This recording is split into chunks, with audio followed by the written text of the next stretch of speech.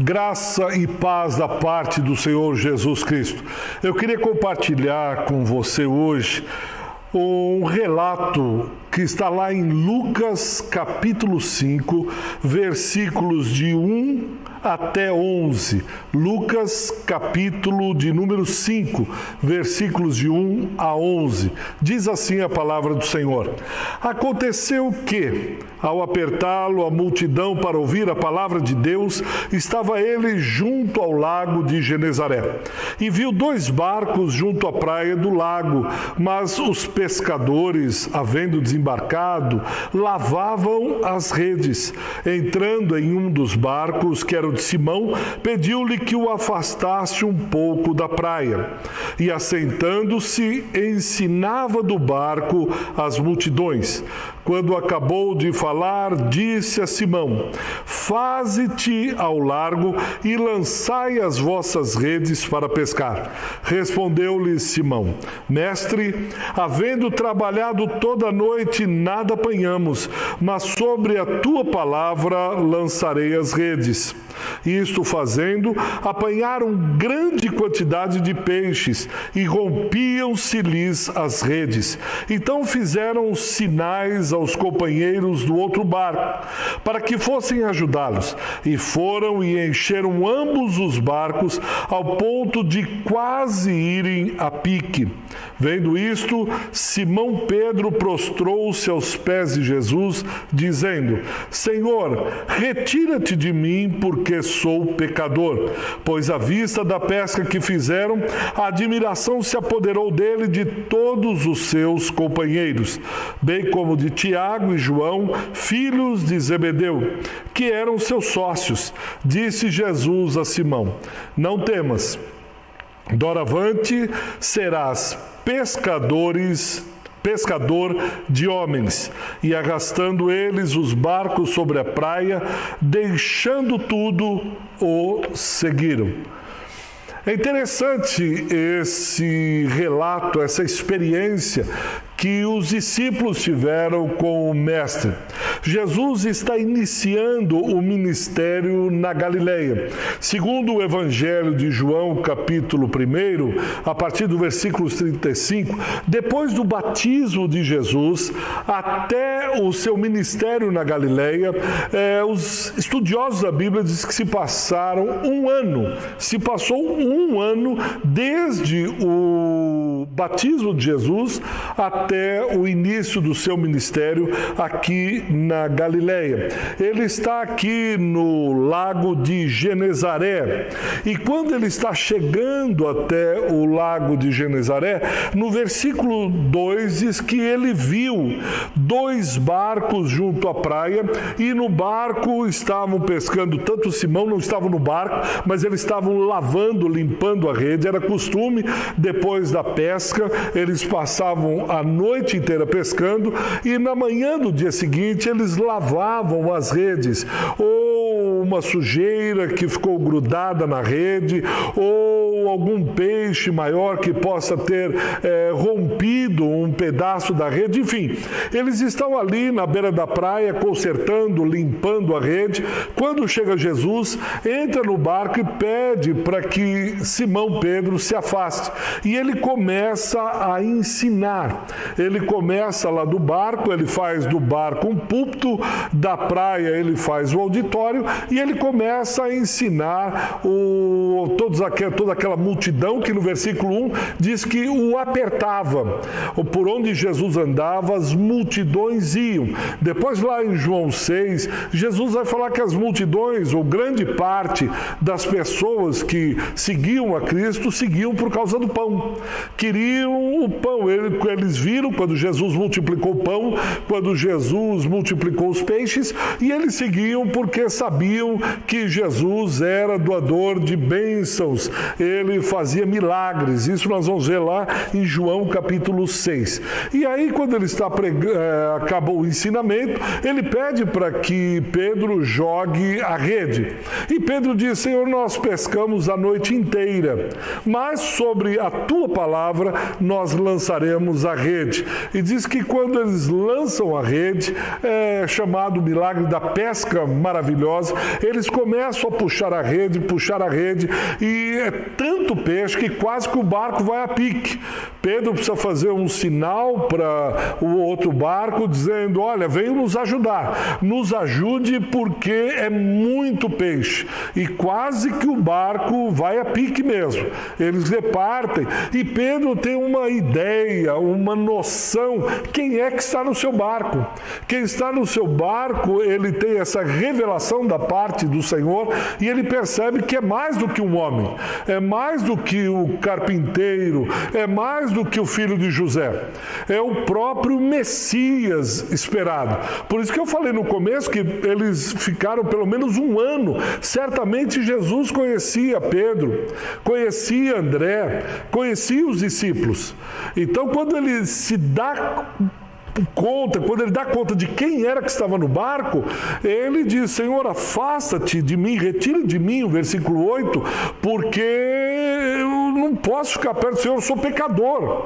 Ele tem consciência de quem ele é, porque ele tem consciência, a ele foi revelado quem era o Mestre, quem era Jesus de Nazaré. O próprio Filho de Deus, o Messias, tão esperado pelos judeus. E ele pede para que Jesus se afaste. E qual não é a surpresa? Que Jesus não se afasta. Muito menos isso. Está vendo como eu sou santo, Pedro? Está vendo como eu sou o cara? Está vendo como eu sou isso ou como eu sou aquilo? E você, essa desgraça, esse pecador, um homem pequeno, tacanho, horror. Pelo contrário. Jesus fala para Pedro no versículo 10, não temas, Pedro, não temas, doravante, serás pescador de homens.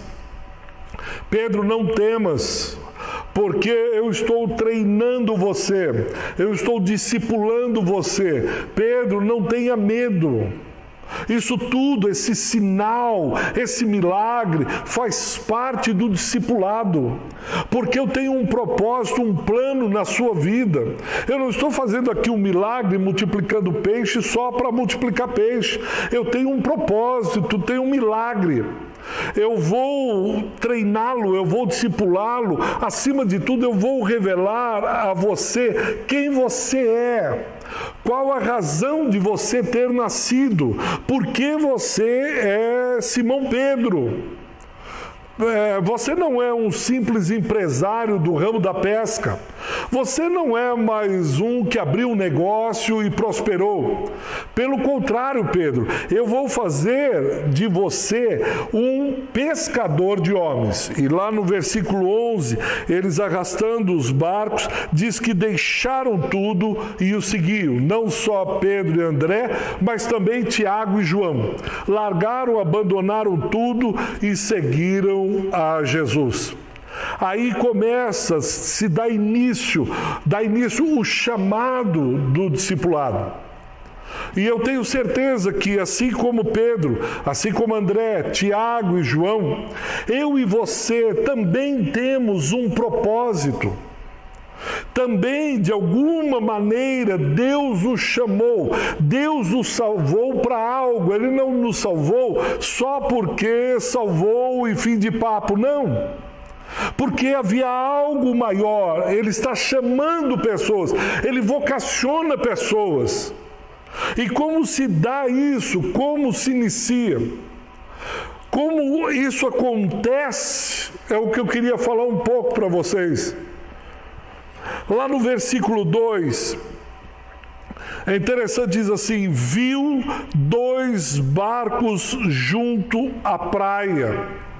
Ele não só está vendo o barco, ele está vendo aquele que está no barco, aquele que está consertando a rede, o dono do barco.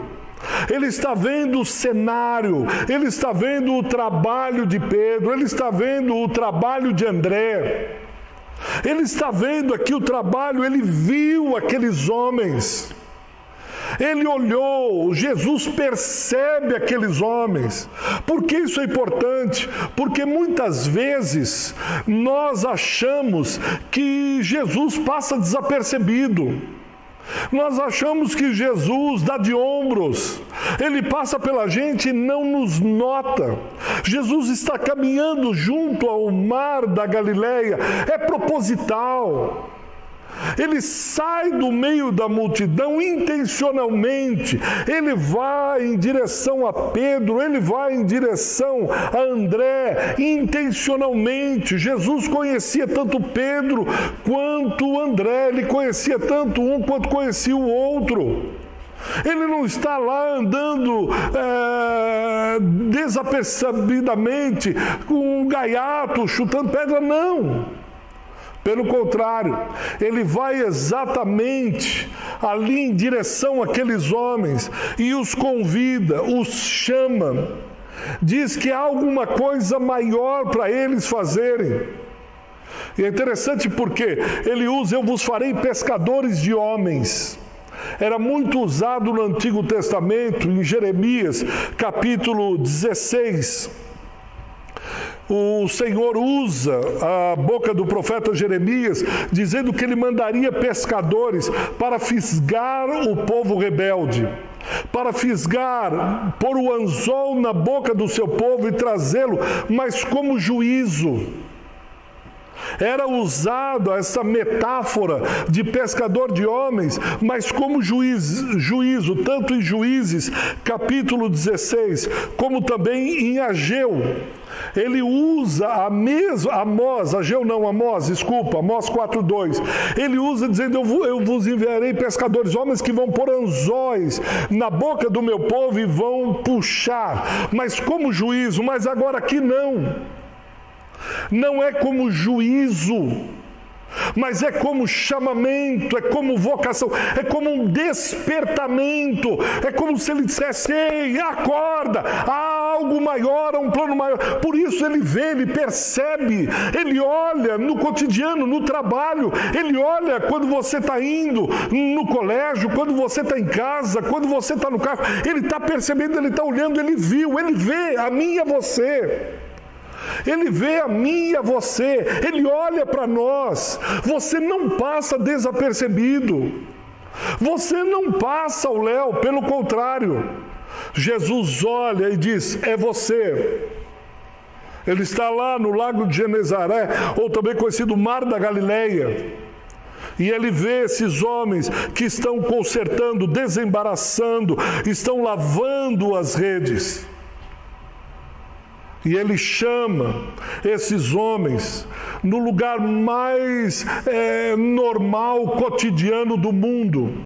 Muitas vezes há pessoas que estão esperando que o céu se abra, estão esperando que lá no monte, quando as estrelas estão caindo, que virá uma voz do céu e falará com eles e conversará e dizer: eis que eu te chamo, com uma voz grossa de trovão.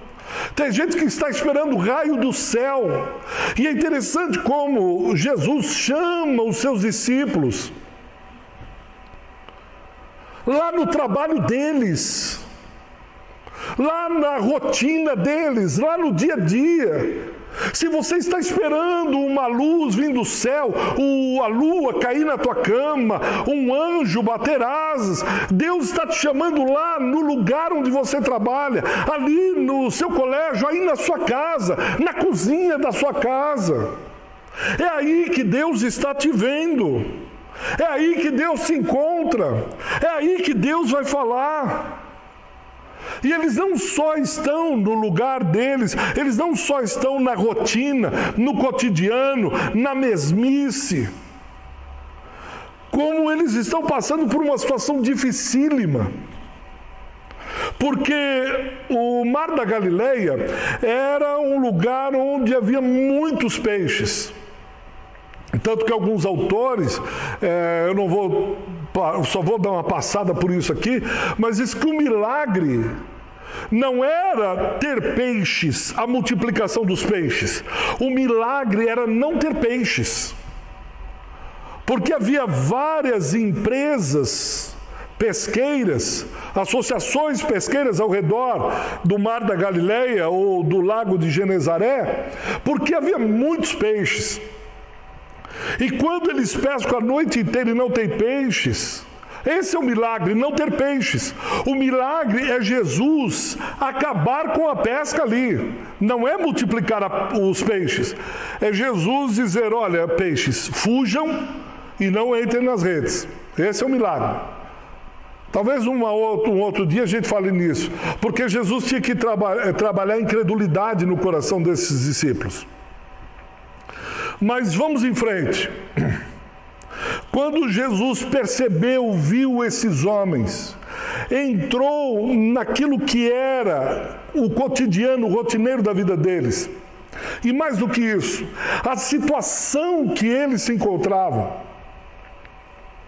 Não pescaram nada. Frustração, cansaço, cabisbaixos, derrotados. Aqueles dias difíceis, aqueles dias em que nada dá certo, aqueles dias que você não vende nada, aquele mês que você esperava faturar X e faturou X dividido por 2, aquele negócio que deu errado, aquela agenda que foi completamente furada. Isso cansa, isso estressa. Esses dias em que a gente tem vontade de jogar toalha, jogar tudo para cima, dizer acabou, chega. Jesus olha para esses homens com compaixão, com um amor profundo, com misericórdia. Ele não vem dizendo, bem feito, vocês já deviam estar comigo há muito tempo. Vocês estão assim por causa disso, daquilo outro. Vocês são pecadores. Pelo contrário, ele entra no barco e começa a ensinar o que representava aquele barco.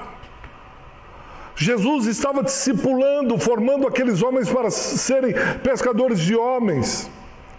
Jesus entra na rotina deles, se intromete na vida, na agenda, no dia a dia deles.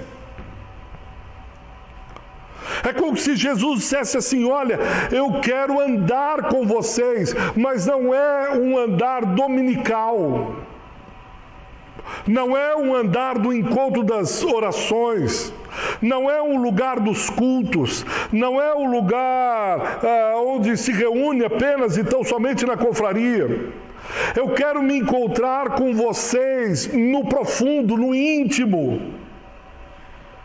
Eu quero me encontrar com vocês em todos os momentos, em todos os lugares. Ali é santo, porque eu estou com você ali. O discipulado é um caminhar contínuo, diário, intenso, radical. Ele entra ali e diz, eu quero entrar aí, eu estou disposto a mudar os planos. Deixa eu te fazer uma pergunta. Você está disposto a permitir que Jesus entre no seu barco? Que Ele remaneje, reorganize a sua agenda? Ah, não, pastor, já estou com o plano da minha vida fechado. Eu já sei muito bem o que eu quero. Jesus não tem espaço aqui. Só que o chamado radical, o ser pescador de homens, implica em não ter uma agenda própria, implica em não andar de moto próprio, segundo a própria vontade, segundo o próprio desejo, não. É escancarar a agenda e a vida e dizer, mestre, aqui está o meu barco, aqui está o meu ganha-pão, aqui está a minha sobrevivência. Faze como o Senhor achar melhor. Fica imaginando Pedro falando, Senhor, eu estou no meio do meu trabalho. Senhor, eu estou aqui, não dá tempo agora. Eu estou na correria. Eu tenho aula agora. Senhor, eu tenho que fazer isso. Senhor, eu tenho que correr para lá. Eu tenho que caminhar aqui. Não, é porque eu tenho que fazer. Agora não dá. E Jesus diz, separa o teu barco. Quem sabe nessa semana você não abre o teu barco, ou seja, o teu negócio, o teu trabalho, e diz, Senhor, a hora que o Senhor quiser. está aqui minha empresa, está aqui meu comércio, está aqui meu trabalho. Eu quero ser um pescador de homens. Eu quero me lançar, eu quero estar eu quero tempo integral com o Senhor. Tem um pensamento que eu li há muitos anos atrás, e eu gostaria de ler para vocês. Quem escreveu foi um humanista norte-americano. Eu sempre que posso estou lembrando desse pensamento. E eu queria que você gravasse isso. Ele escreveu assim: eu gostaria de comprar $3 de Deus. Uma quantidade que não chegue a explodir a minha alma e nem venha incomodar meu sono. Só o suficiente para garantir-me um copo de leite quente e uma soneca ao sol. Não quero dele uma quantidade tão grande que me faça amar os negros, sentir compaixão dos miseráveis, amar os catadores de lixo. Quero êxtase e não transformação pessoal. Quero o calor de um ventre materno, não um novo nascimento. Quero 1 quilo de eternidade em um saquinho de papel. Por favor, dá-me $3 de Deus. Eu não quero todo o pacote divino. Eu não quero ter que pôr o meu barco novamente no mar. Eu não quero jogar a rede quando o Senhor manda eu jogar a rede.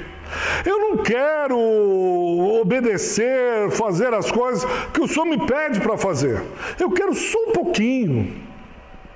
Eu quero um milagre, Eu quero o êxtase. Eu quero alegria, mas não o preço do discipulado, o preço da vocação. Dá-me apenas $3 de Deus, não mais do que isso. E quando Jesus se encontra com os discípulos, ele diz: eu quero usar o teu barco. Eu quero usar a tua força, eu quero usar o teu potencial, eu quero usar a tua inteligência, eu quero usar a tua motivação, eu quero usar toda a tua energia, eu quero estar com você diariamente, eu quero entrar no mar com você, eu quero jogar a tarrafa junto com você. Mais do que isso, não temas. Parece que Jesus ensina de uma maneira tremenda a Pedro, a André, a Tiago e João, como que dizendo: não se preocupem com o vosso sustento, porque depois de uma noite ruim, não vendeu nada, não pescou nada, uma perda de tempo, uma frustração, certamente ele está arrumando a rede e pensando nas dívidas, pensando naquilo que ele tem que pagar. Ele virou a noite e não pescou nada. No dia seguinte ele está com as dívidas. Bom, não pesquei, eu tinha calculado pegar tanto, vender tanto, pagar aqui, dar de entrada ali, etc, etc. Eu não sei se você já teve um dia desses, em que é frustrante. Não entra ninguém no Uber. Você não vende nada. A impressão é que você ficou aquele dia, aquela semana. Eu fiquei aqui, gastei. Se eu ficasse em casa, teria mais lucro. Eu gastaria menos se eu ficasse em casa. Trabalhei a semana inteira e nada aconteceu. É nesse momento que Jesus entra.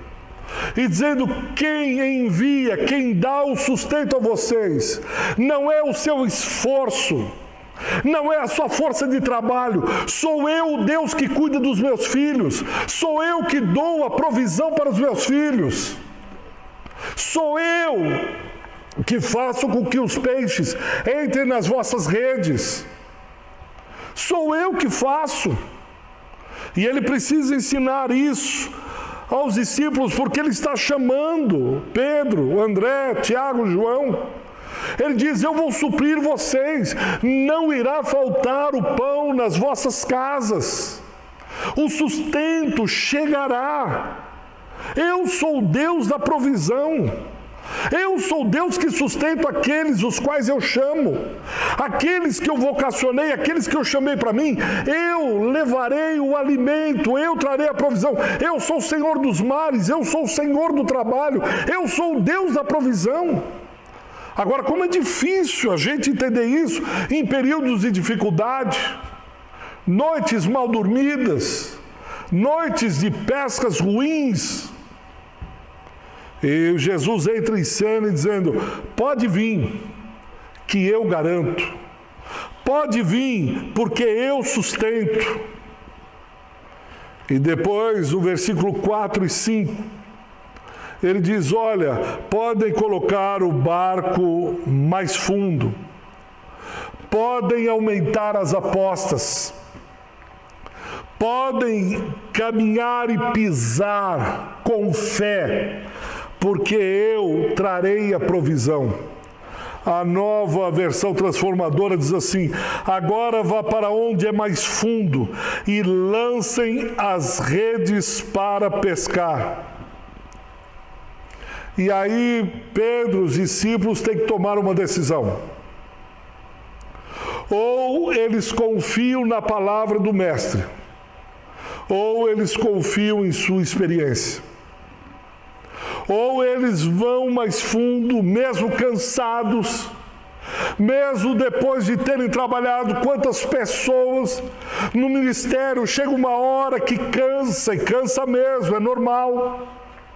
Fadiga, chega a exaustão, e aí o mestre vem e separa em equipes verde, amarela e tal, e diz: pessoal, vamos trabalhar. Olha, pessoal, tem mais peixe. Ó, vamos abrir uma nova confraria. Olha, vamos para isso, vamos para aquilo, vamos entusiasmar, isso mesmo, vamos. Você diz: mestre, há 10 anos que eu estou aqui malhando, pescando, labutando, trabalhando, eu estou exausto, acabei de chegar.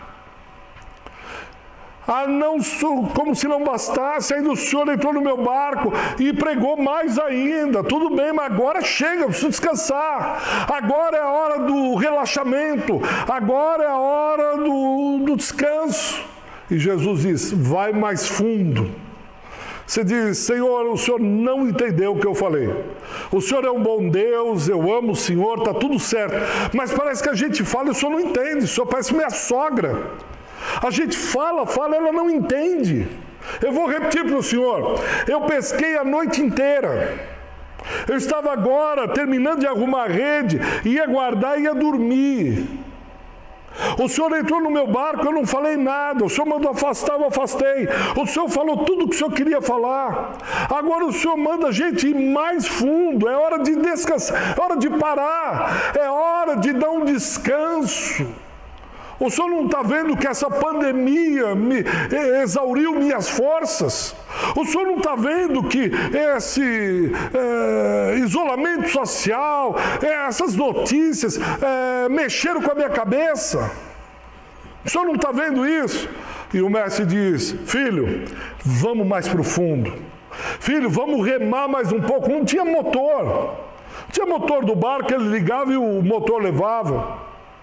Era no remo, alto mar, vai mais fundo, pisa mais. Não é hora de parar, é hora de avançar, é hora de ir adiante, é hora de continuar, é hora de pegar peixes maiores, é hora de aprofundar no oceano. Mas justo agora que eu ia parar, eu estou indo, caminhando, estou levando, estou indo, agora é hora de parar. E o mestre vem e diz: vai para frente onde é mais fundo e lança de novo as redes. Mais uma vez, lança de novo. O mestre está falando para lançarmos as redes, porque ele nos dará uma pesca maravilhosa. Ele está dizendo: vá, marche. mais um pouco, mais adiante, mais fundo, e pode lançar a rede, porque eu vou garantir a provisão. Não é hora de voltar para a praia, não é hora de retroceder, não é hora de voltar atrás, não é o momento de descansar. O Mestre está às portas, assim como ele veio aqui para chamar os discípulos. Ele disse que voltaria. O rei está voltando, é o que diz o hino. O mestre está regressando. É hora de ir mais profundo. É hora de lançar a rede. É hora de se levantar os pescadores de homens. É hora de colocar a rede no barco e trabalhar. É hora de labutar. É o Senhor da Seara que está nos chamando. É o Rei dos Reis. É o mestre. É o carpinteiro de Nazaré. É Ele que está nos chamando. É o mestre dizendo, vamos mais a fundo. Coloca a sua empresa, coloca seu trabalho, coloca a sua escola, coloca a sua casa, tudo que você tem, e eu trarei a provisão. A provisão não virá de governos, não virá de boas negociatas, a provisão não virá de homens generosos, a provisão virá de mim. Eu moverei os homens, eu moverei as empresas, eu moverei os governos, eu moverei os céus a favor daqueles que eu chamo. Eu levarei a provisão, eu vou levantar homens para levantar a provisão. Apenas avancem, vão mais fundos e joguem a rede aonde eu mandar jogar a rede. Lancem as vossas redes aonde eu lançar. Vejam como eu os vi. Eu quero que vocês vejam os homens como eu os vi. Assim como eu vi você, Pedro, assim como eu vi você, André, assim como eu vi você, Maria, assim como eu vi você, João, assim como eu vi você, José. Eu quero que vocês também vejam com os meus olhos os homens, os peixes em lugares fundos. Eu quero que vocês vejam o que eu estou vendo. Eu quero que vocês vejam as searas brancas, prontas para a colheita, assim como eu vi. Levantem as vossas frontes. Vejam, a seara está branca para a colheita. Eu quero que vocês vejam os peixes aonde eu os vejo, os homens aonde eu os vejo. Vejam como eu vejo, olhem como eu olho. E mesmo num cenário terrível, frustrante, exaustivo, vocês terão sucesso, vitória naquilo que fizerem, porque o fazem segundo a minha palavra, porque confiaram na minha palavra.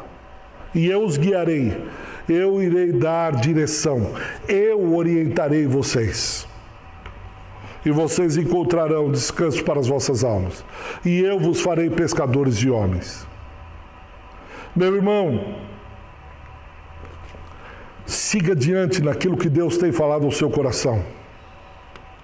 Siga em frente naquilo que Deus tem para a sua vida. Há mais, muito mais. Deus está nos chamando para um novo tempo. E eu queria orar pela sua vida. Se você puder aí na sua casa, baixar sua cabeça, fechar os seus olhos e trazer no pensamento e no coração a sua disposição. Entregue-se a Ele novamente. Senhor, eu peço que assim como o Senhor viu a Simão, Pedro, a André, a Tiago e a João, o Senhor também olhe agora para esse irmão, olhe para essa irmã. Eu peço que o Senhor ajude-os a ver o potencial que cada um deles tem. Um potencial dado pelo próprio Senhor. Em nome de Jesus, ajude-o, Senhor, na escola, no trabalho, na empresa, onde for, na família, a ver como o Senhor vê. Mostra-lhes, Senhor, dá-lhes uma experiência extraordinária